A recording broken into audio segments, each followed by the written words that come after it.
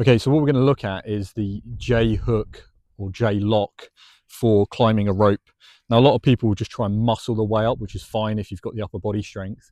But like I've mentioned many times before, what we're aiming for is like the efficiency. And the more efficient we are, actually, the more energy we're going to conserve as well. So this is my preferred foot lock method. So this will just help, and I'll show you actually on the rope as well. So we're not taxing the grip any more than we need to be, and we're actually using our lower body, our limbs, to push ourselves up by standing on the rope. Now, I'll show you from different angles, but from the front, what we're looking at is putting the rope in between the legs, okay, but not actually in between, grabbing them. That's like a really poor and inefficient way to climb the rope. But what we're going to do is we're going to put one foot on the opposite side, and then once we've done that, then we're going to bring the other foot to the opposite side. So we've kind of got like this X shape with our legs.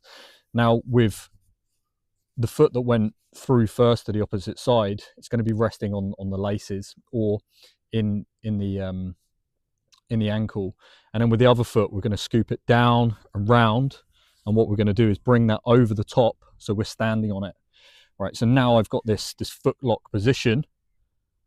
Okay, it's actually tied in nicely. So this is really what we're aiming for.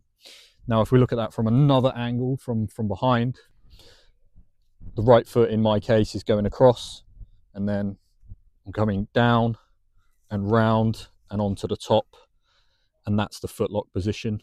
And then we're just going to repeat that. Come up, go around, stand on top, and that's the position that we're going to have. We'll now look at it over here. Look at it from behind just so you can see how it works. But I'm going to reach up as high as possible. Then my foot is going to go across. Okay. And then the other foot is going to sweep underneath. And then it's going to stand on top. And I will end up in this position here where my legs are bent. Okay. But then what this allows me to do is stand. Okay. And I've got this nice firm position where I can actually stand on the rope. And then it's just a case of repeating that again. Now, key points here is we want to always reach as high as possible. A lot of people are limiting themselves by having the arm position here. Whereas if I get as high as possible, then I've got this good firm grip. Then I can pull myself up, and I've got my feet in this position here where my right foot is still on the opposite side, rope's on the outside. Then I'm sweeping the left foot around, and I'm in this bent position again. But I could really just let go. I've got such a firm lock. But then what I'm going to do is I'm going to stand, climb the rope with my hands. So I'm using that full length of my body again, and then repeating. So we are hitting the core a lot.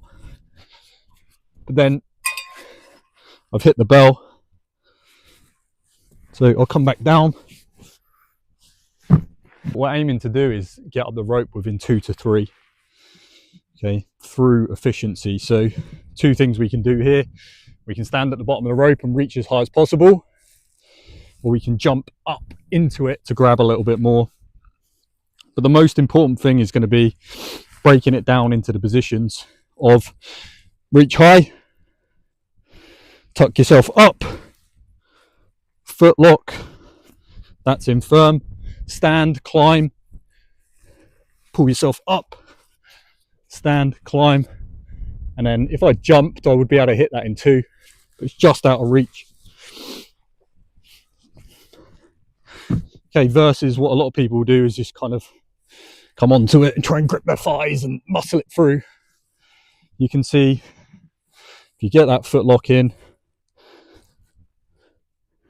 it only takes you a few attempts to actually get.